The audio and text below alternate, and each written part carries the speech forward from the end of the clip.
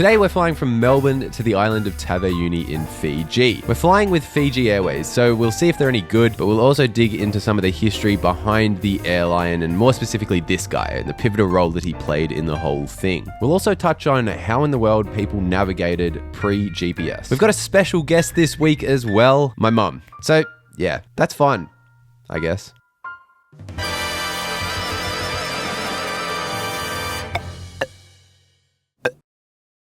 We're back at Melbourne Airport. Going to Fiji today, but I am not alone. Let's go find my very special guest. Hello. Hello. Magic's already happening.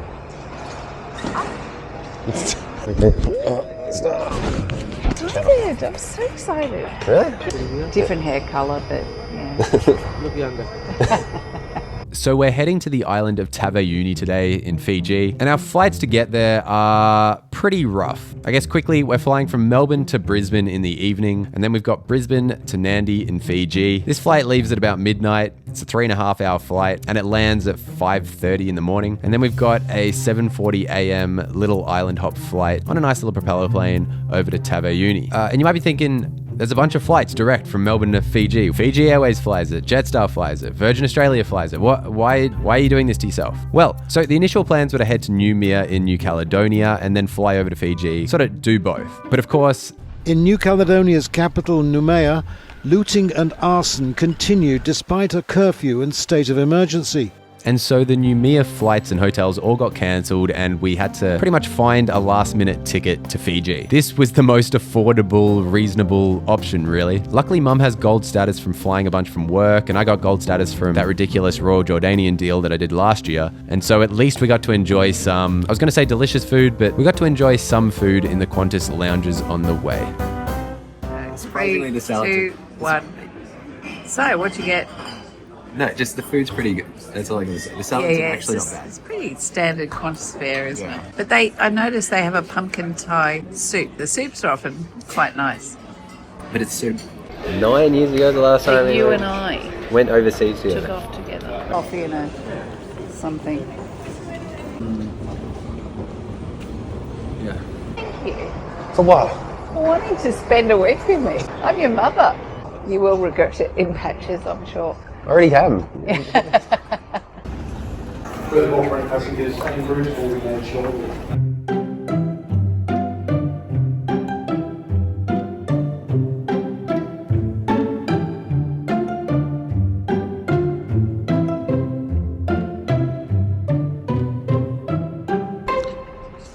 I think Brisbane's got pretty nice weather in general. It's 23 tomorrow. 23, 23, 26, 23, 19, 21, 21. But it's Queensland. I'm not seeing any downsides here personally. It's not Melbourne. We wear black and we're cold in winter and miserable. That's just Melbourne. So warm. Let's go see what this Qantas lounge is all about. This is very exciting stuff. I'm up for it. We're all Let's do it. absolutely, this is the most excited that I've been maybe this week. Oh, this is on this triple level. Yeah. It's very tall. This is not fun. Yeah.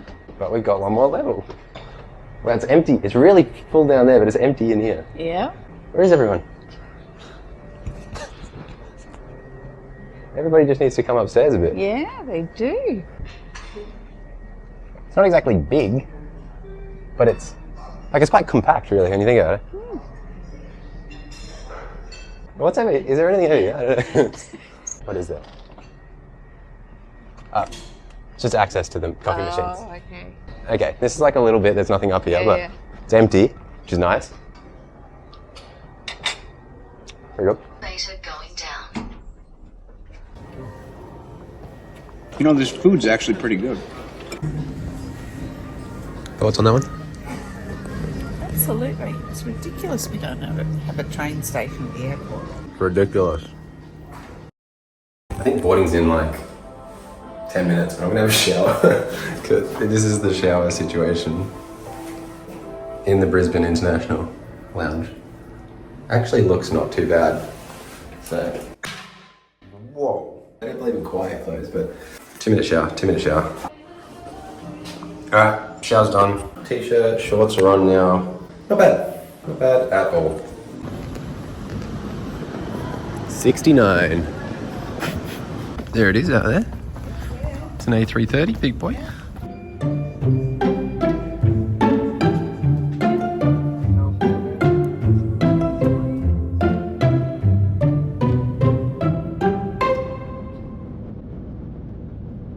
This was a very standard A330 economy flight. It's nice to have 242 seating. You only have to climb over one person to get to the toilet, but this plane is old. It's definitely starting to show its age. We'll get into the whole flight a bit more in a minute, but I want to start with the story of Fiji Airways, as they're going through a bit of a purple patch at the moment. They were crowned the best airline in the Australia Pacific region in 2024 by Skytrax. Think what you will of Skytrax, but Fiji Airways is certainly proud of it, and they're just generally doing quite well. They're also in the process of joining oneworld as a full member, so the future is looking bright. But how did they end up here? Well, it all goes back to this guy, Harold Gatty. Gatty was a prolific Australian navigator born in 1903. He began his navigating career in the Australian Navy, becoming an expert in celestial navigation.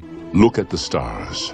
But in the late 1920s, he turned his sights to air navigation. He moved to the US and he quickly gained a reputation. But let's just put all that to the side for a second. I want to go on a bit of a tangent about navigating. How in the world did they figure out where they were in the world before GPS? If you'll pardon the pun. Well, this was all done back in the day with dead reckoning. Not the famous Mission Impossible Tom Cruise movies, but the process of calculating the current position of a moving object by using a previously determined position and incorporating estimates of speed, heading, and time. Now, this whole process is quite simple in theory, though it can get incredibly complicated. So let's just run through some examples. Imagine you're hiking in the bush and you start in position A. You hike east for 3 hours, you walk at roughly 5 kilometers an hour, and so you've got your speed, your heading, your time, and so you can calculate with a fair degree of accuracy that you'll be about 15 kilometers east of where you started after those 3 hours. And of course, you can look at the mountains and the rivers around you to confirm that position. That's all pretty simple, right? So let's step up one level in the complexity scale. You're now on a boat. Congratulations, you've upgraded. You head out sailing. Once again, you head east. This time you're going at about 25 kilometers an hour. And after a full day of sailing, say 10 hours, you'd expect to be 250 kilometers east of where you started. But of course, there's ocean currents and winds, but you're a chill guy, girl, they. I'm an ally. And you're aware of this. And you've been measuring these as you go, incorporating them into your calculations. Obviously, you're doing these calculations without calculators, but you're smart, and after doing a bunch of the fun maths, you can still fairly accurately measure your position. Of course, it's dark at this point too after that full day of sailing, so you can pull out your sextant and figure out your true position from the stars. If you've made any mismeasurements or miscalculations, your boat isn't moving that quickly either, so you can correct for these without any sort of major detours. All right, now let's get into the super complicated air navigation. You've upgraded all the way to your own plane. Nice. You set off from the airport and you head east again. And this time you're moving with some real speed. I'm fast as boy. You're going 300 kilometers an hour. After 3 hours of flying, you'd expect to be 900 kilometers east of your starting position. But no, things are a whole lot more complicated this time around. When moving through the air, that expected position can be very wrong. First, the winds can affect that calculation massively. Not only can they shift around rapidly without warning, they also can change depending on altitude. And whilst it's possible to fairly accurately calculate the wind speed and direction from inside an aircraft today, it was very hard to do pre-GPS and required visually observing ground features, which you can't always do with clouds around. And that's the other thing. Often, up in the air, you can't see anything. So you don't have any point of references to double check your calculated position. Looks like we're flying blind, Batman.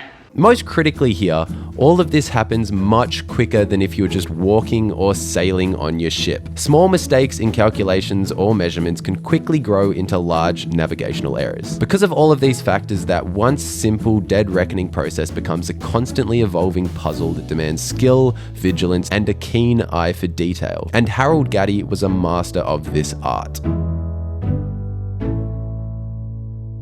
That was a monster tangent. Let's get back to the main plot. After breaking the record for circumnavigation, Gatty and Post were celebrities, and Gatty worked with the US Air Force, Donald Douglas, and Pan Am, developing new navigational technologies and techniques. After World War II, he moved to Fiji with his second wife and established Fiji Airways. The inaugural flight took place in 1951 with a 7-seat de Havilland Dragon Rapide. We should really bring back cool plane names. The airline operated short flights between the many islands of Fiji, using these small turboprop planes. Unfortunately, Gaddy died quite young in 1957 at just 54 years old. And after his death, Qantas purchased Fiji Airways with the intent of creating a multinational regional airline. They brought on the governments of Tonga, Western Samoa, Nauru, Kiribati, and the Solomon Islands as shareholders, as well as the airline that would become Air New Zealand, BOAC, and the Fijian government. The airline was renamed Air Pacific to reflect this more regional direction for the airline. And to some extent, this plan worked. But by the early 1970s, Fiji had gained their independence from Great Britain and moved to take a much larger ownership stake in the airline. The 7 other Pacific nations bailed out, selling their shares as they moved to create their own national carriers. Now, between 1970 and 2000, a lot happened, but also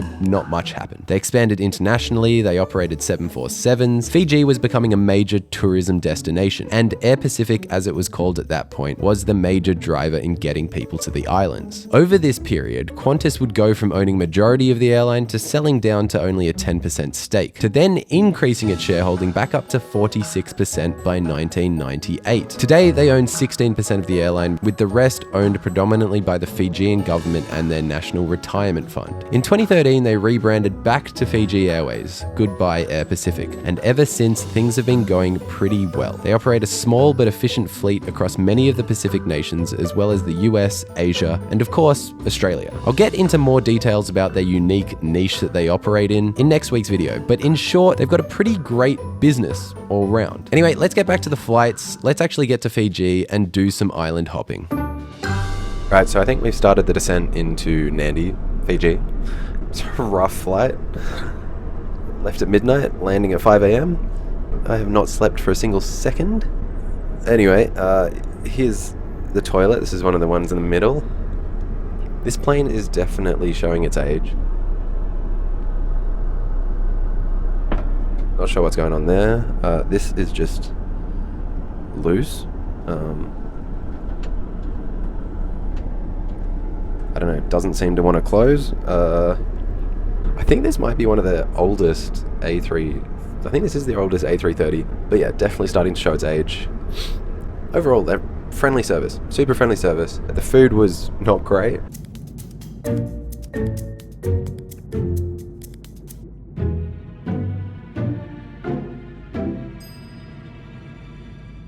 I mean, they gave us food. It's a 3-hour flight, so... Gotta give them a point for that one.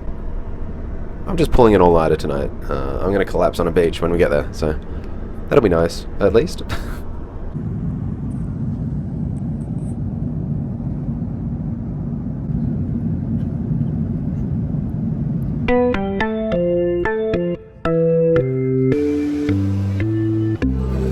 It's 5 in the morning.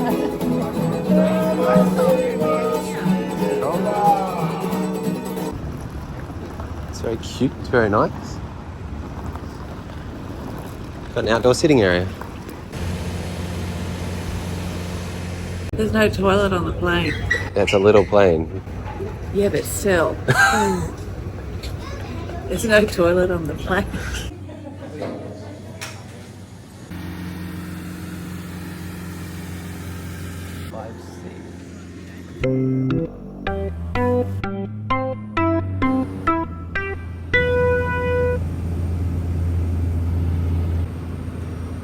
These small planes are bumpy, they're noisy, but they're a lot of fun. You get ridiculously good views out the windows, especially when you're flying over a place like Fiji. I'm about to go on another tangent that might not be the most positive, but come to Fiji, it's a great place to holiday. Let me just cement that statement now. Visit Fiji.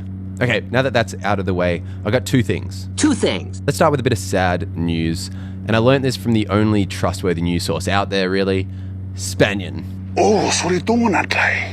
Fiji is currently dealing with an ice meth epidemic. It's unfortunately become a center for drug trafficking in the Pacific, especially between the Americas, Mexico, and Australia and New Zealand, which has led to massive increases in drug consumption in the country. They're not really set up to deal with this sort of issue. At least at the time of this Spanian video, there was no rehab facilities in Fiji, and it does seem like things will probably get a little bit worse before they get any better. There's a lot of corruption involved in the trafficking, but this is all starting to get aired out, and I think they'll eventually get it under control. It's quite a sad story, but look, drug issues exist all over the world. The only real reason we're hearing about this one is because it's a new issue. Second, if you come here, you may notice a large proportion of Fijian Indians, Indo-Fijians. They make up a bit over a third of the population. The question here, the question on your mind might be, why does Fiji have such a big Indo-Fijian population? Well, of course, it's the British.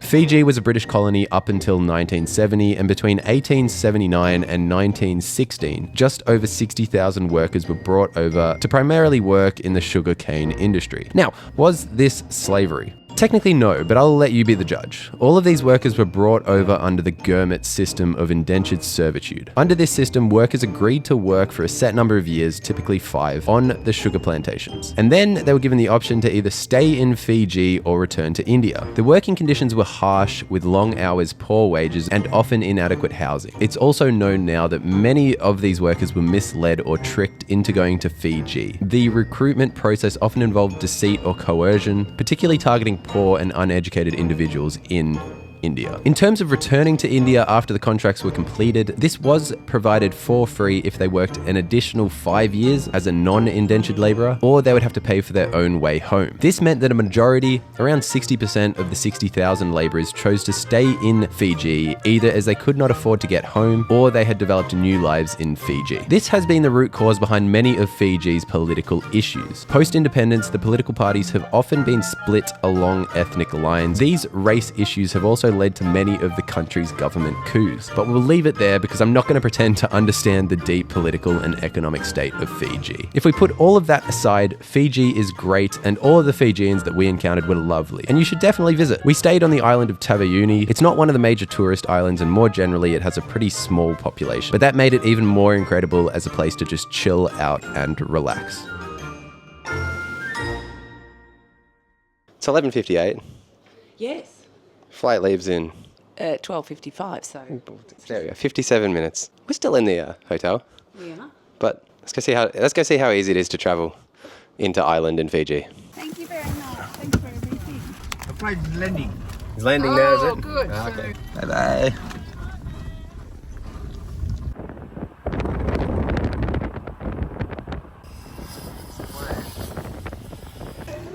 Fiji link. It's 12 past 12, we're checked in. Bags all checked. Under 15 minutes from hotel to airport.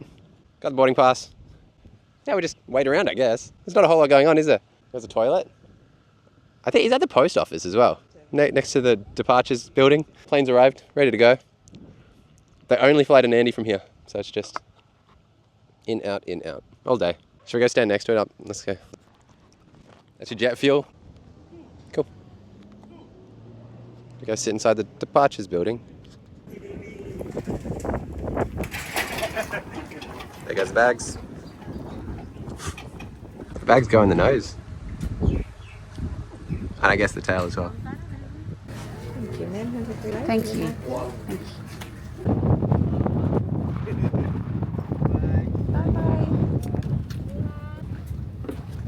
ladies and gentlemen, very good up. Please note before emergency exits in the cabin. One thing the door you entered, another one directly opposite. Good.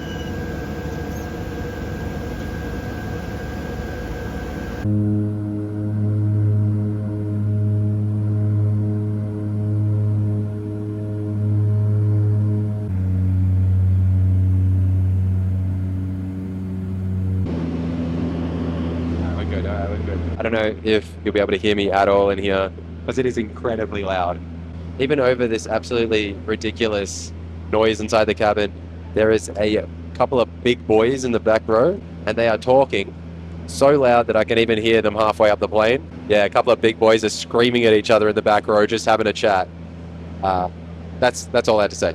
That's pretty much all I've got left to say in this video. Quickly, how much did this all cost? I can tell you that the Melbourne, Brisbane, Nandi, Taveuni leg, so not this extra little flight, was expensive. It was just over $800 each. As I said earlier, we were initially intending to go to New Caledonia, and that all got cancelled pretty last minute. This was pretty much the cheapest option. The return flight was booked separately, and you'll see that all next week, so make sure you subscribe for that. Also, go and make sure that you check out flightformula.com. qantaswines.com. Go subscribe to Wine Tracker Plus to get alerts for the best deals on Qantas wines so you can stack points and literally just buy wine for the points. Anyway, I will see you all in the next one. Bye. Simon? Is that Simon? What's Simon? If you want, ma'am, you can put down the windows and enjoy the fresh air. Thank you. Yes.